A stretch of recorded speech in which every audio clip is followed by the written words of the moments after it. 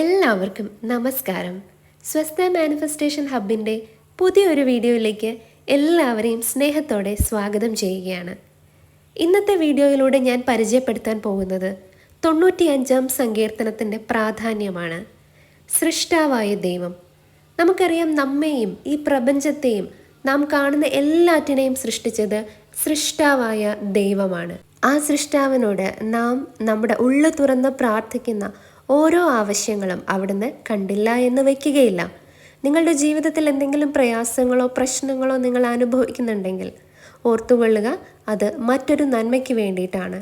നിങ്ങളെ ഒന്ന് ഷെയ്പ്പ് ചെയ്തെടുക്കാൻ അല്ലെങ്കിൽ ഒന്ന് മോൾഡ് ചെയ്തെടുക്കാൻ വേണ്ടിയിട്ടാണ് ആ എക്സ്പീരിയൻസസ് അല്ലെങ്കിൽ ആ ചലഞ്ചസ് നിങ്ങളുടെ ജീവിതത്തിലേക്ക് സൃഷ്ടാവായ ദൈവം തന്നിരിക്കുന്നത്. ഇന്നത്തെ വീഡിയോയിലൂടെ നമ്മൾ പ്രാർത്ഥിക്കുവാൻ പോകുന്നത് 95-ാം സങ്കീർത്തനത്തിൽ സൃഷ്ടാവായ ദൈവത്തിനോടുള്ള പ്രതിവചനം വഴിയാണ്. നിങ്ങൾ ആദ്യമായിട്ടാണ് ഈ ചാനൽ കാണുന്നതെങ്കിൽ ഈ ചാനൽ നിങ്ങൾക്ക് വളരെ പ്രയോജനകരമാകുന്നതാണ്. അതിനാൽ വീഡിയോ കാണാൻ വേണ്ടി ചാനൽ സബ്സ്ക്രൈബ് ചെയ്യുക, ബെൽ ഐക്കൺ പ്രസ് ചെയ്യുക. അതുപോലെ നിങ്ങളുടെ ജീവിതത്തിലെ ഏറ്റവും വലിയ 3 ആവശ്യങ്ങൾ താഴെ കമൻറ്റ് ബോക്സിൽ കമൻറ്റായി രേഖപ്പെടുത്തുക. ഇവിടെ കമൻറ്റ് ചെയ്യുന്ന എല്ലാവരുടെയും പ്രാർത്ഥനകൾ നമ്മളിവിടെ എഴുതി വെച്ച് പ്രാർത്ഥിക്കുന്നതായിരിക്കും. നമുക്ക് ഏറെ ഭക്തിയോടുകൂടി തന്നെ പ്രാർത്ഥനയിലേക്ക് പ്രവേശിക്കാം. 95-ാം സങ്കീർത്തനം. സൃഷ്ടാവായ ദൈവം. കർത്താവ് മഹോന്നതനായ ദൈവമാകുന്നു. കർത്താവ് മഹോന്നതനായ ദൈവമാകുന്നു. വരുവിൻ, നമുക്ക് കർത്താവിന് സ്തോത്രം ആലപിക്കാം. നമ്മുടെ ശിലയെ സന്തോഷപൂർവ്വം പാടിപ്പുകഴ്ത്താം. കൃതജ്ഞതാ സ്തോത്രത്തോടെ അവിടുത്തെ സന്നിധിയിൽ ചെല്ലാം.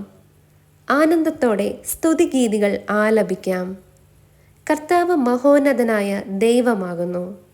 കർത്താവ് മഹോന്നതനായ ദൈവമാകുന്നു.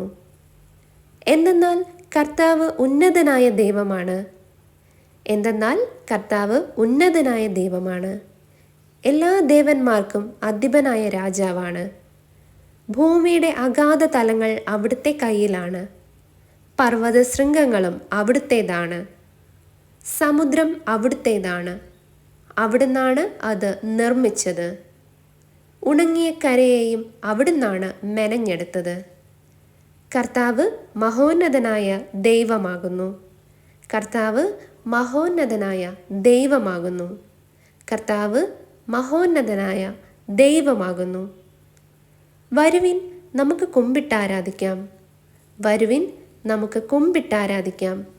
നമ്മെ സൃഷ്ടിച്ച കർത്താവിൻ്റെ മുൻപിൽ നമുക്ക് മുട്ടുകുത്താം. നമ്മെ സൃഷ്ടിച്ച കർത്താവിൻ്റെ മുൻപിൽ നമുക്ക് മുട്ടുകുത്താം. എന്തെന്നാൽ അവിടുന്നാണ് നമ്മുടെ ദൈവം. കർത്താവാണ് നമ്മുടെ ദൈവം. നാം അവിടുന്ന് മേയ്ക്കുന്ന ജനവും അവിടുന്ന് പാലിക്കുന്ന അജഗണവും. കർത്താവ് മഹോന്നതനായ ദൈവമാകുന്നു. കർത്താവ് മഹോന്നതനായ ദൈവമാകുന്നു.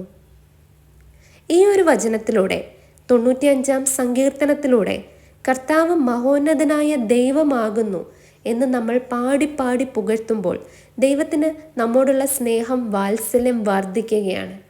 പ്രിയപ്പെട്ടവരെ, നമുക്കറിയാം, ദൈവത്തിന് ഏറ്റവും ഇഷ്ടം നമ്മൾ ദൈവത്തെ പ്രൈസ് ചെയ്യുന്നതിലാണ്. നമ്മൾ ദൈവത്തോട് യാചിക്കുന്നതിനേക്കാൾ ഉപരി ദൈവത്തിന് ഇഷ്ടം നമ്മൾ ദൈവത്തെ ആരാധിക്കുന്നതാണ്.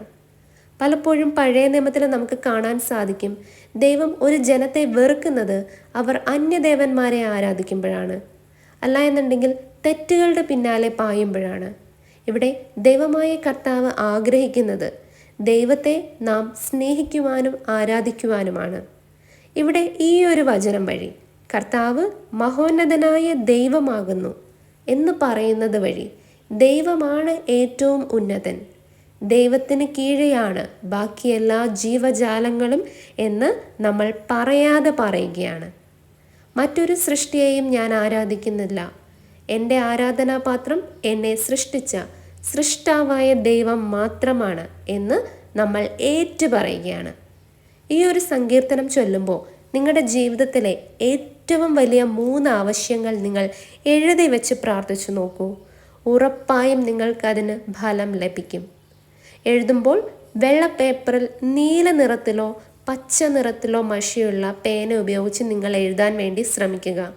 എഴുതിയതിനു ശേഷം നിങ്ങൾക്ക് ഈ ഒരു പേപ്പർ മടക്കി നിങ്ങളുടെ ബൈബിളിൽ സൂക്ഷിച്ച് വെക്കാവുന്നതാണ്. എല്ലാവർക്കും നല്ലൊരു ദിവസം നേരുന്നു.